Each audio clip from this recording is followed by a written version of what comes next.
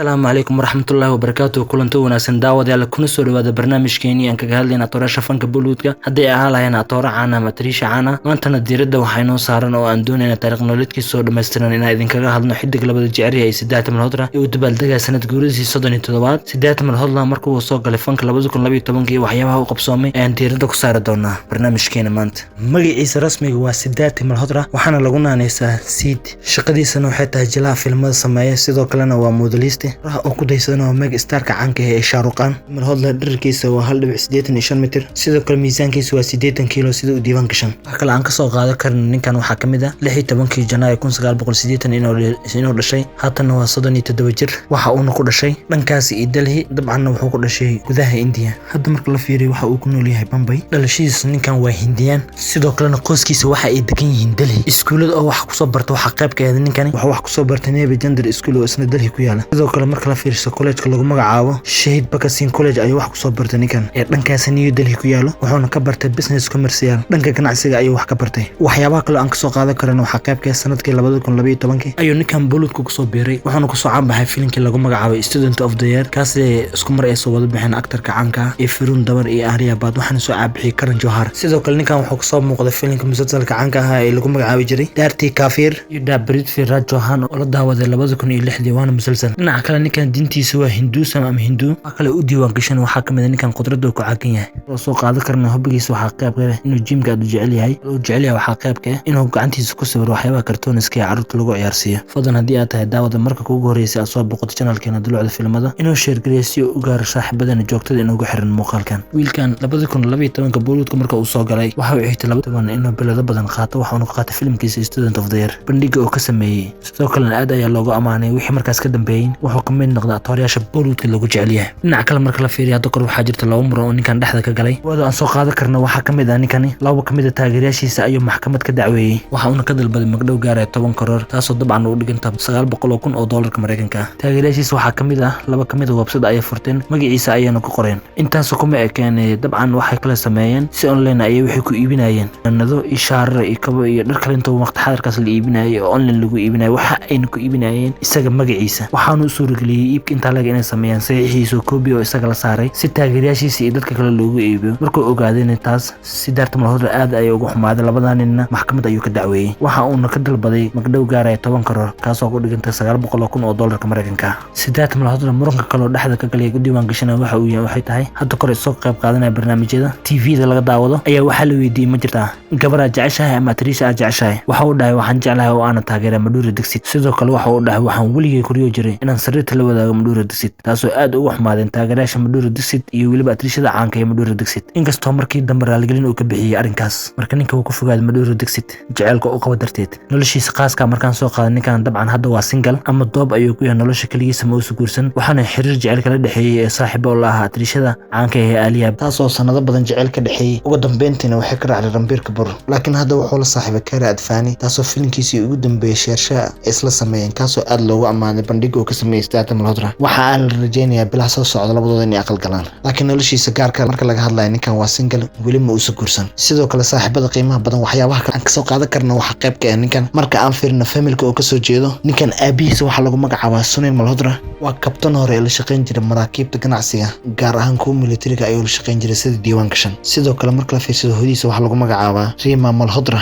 waana guri joogto walaalkiisana waxa lagu magacaabaa Arshad Malhotra wuuna ka weyn yahay wuxuu ka shaqeeyaa banki sida haatan isagana uu diiwaan gashan wuxuu aad u taageeraa tooriyaasha Bollywoodka gaar ahaan megastarka caanka ah ee Shaaruqan isaga ayuuna aad ugu daydaa waxa kale ku xigo aad u taageeraa Amitabh Bachchan iyo Hrithik Roshan ayuu Bollywoodka ka taageeraa. Sidoo kale dhinaca Hollywoodka ninkan wuxuu ka taageeraa George Clooney iyo Johnny Depp. Atrishooyinkan wuxuu taageero weyn u yahay Madhuri Dixit Kajal iyo Deepika Padukone Kareena Kapoor iyo sidoo kale Katrina Kaif. Filimada uu jecel yahay waxa qayb ka ah Bollywoodka markaan soo qaadano Agnibath Antes Apna Apna Chupke Sholay iyo Dilwale Dulhan Le Jayenge Kabhi Khushi Kabhi Gham intaas ayuu jecel yahay ninkan. Hollywoodka aflaanta uu jecel yahay waxa qayb ka ah Indiana Jones The Lord of the Rings taxanaha sidoo kale Good Will Hunting ayuu jecel yahay. Directorada filimada sameeyay waxa uu jecel yahay ninkan Imtiaz Ali Rajkumar Hirani iyo sidoo kale Oya actor gabadha loogu magacaabo ee la dhalatay actorka Farhan Akhtar waxaana waxaana dhalay directorkii ama film sameeyay ama qoraagii caanka ah ee Jafar Akhtar welina uma suurtagelin saddexdan film sameeyay ninkan inuu la shaqeeyo sidoo kale ninkan firaaqa markuu haysto waxa uu jecel yahay dalxiiska inuu aado dhankaas iyo New York ee gudaha Mareykanka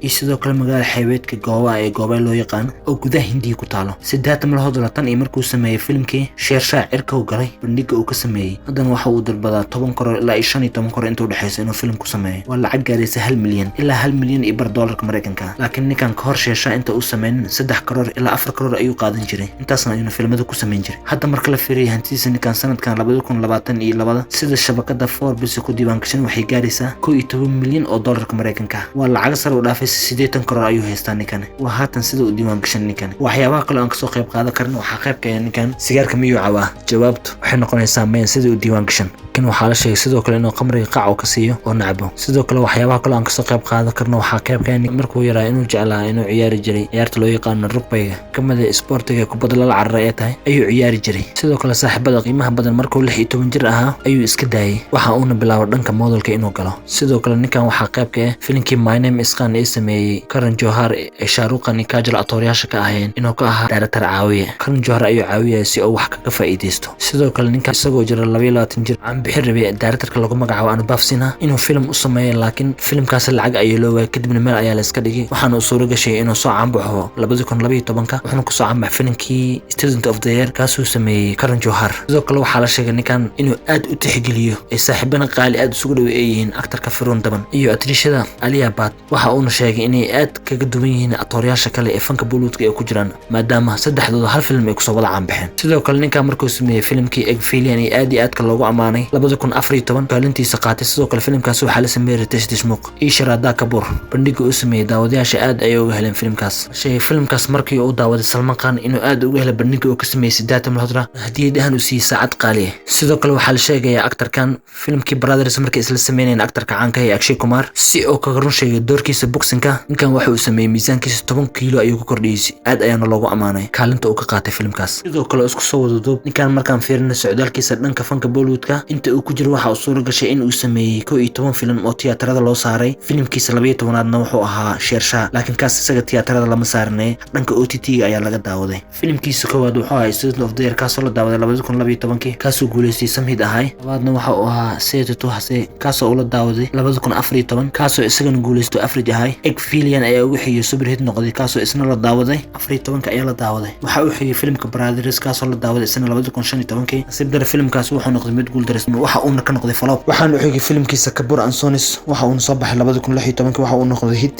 Barbar Deko waxa uu soo baxay 2016 waxa uu ka noqday flop Gentleman isla waxa uu ka noqday film burburay 2017 ayuu la imaaday waxa isla sameeyay rugcadaanga caanka ah Sunil Shetty ayaa door ku lahaa Ittifaq isna waxa uu ka noqday flop 2017 ayuu la imaaday Ayariya waxa uu ka noqday film burburay waxaana la imaaday 2018 Jabriya Jodi flop ayuu ka noqday 2019 ayuu soo baxay Marja Fan ee Ritesh Deshmukh isla sameeyay Tara Sutaria isna waxa uu ka noqday film guul dareystay Biro Africa laakiin flopka ayuu ka roonay mashruuciisa ugu dambeeyay waa Sheershaa hadii tiyaatarka la saar lahaa hubinti aan waxa uu noqon lahaa blockbuster laakiin Amazon Prime ayaa laga daawaday filimkani waxaana loo wiciyay dhanka OTT-ga ka noqday blockbuster taariikhi waxa isku diyaarinay Siddhartha Malhotra bilaha soo socdo awaal marinada laga bixin doono dhanka OTT-ga inuu aruursan doono bandhiga uu ka sameeyay filimkiisa Sheershaa ee aadka loogu amaanay ugu dambeyntii daawadayaasha qiimaha badan aan soo qaadano xidigan la wada jecel yahay shantiisa film ee qiimeynta IMDb rating ay ugu sareeyaan kaalinta koowaad waxa ku jira Sheershaa oo sanadkii hore oo sameeyay waxaana haystaa 8.7 ayuu haystaa 10 dhibcood wax lagu qiimeeyo dhinaca labaad waxa ku jira Kapoor and Sons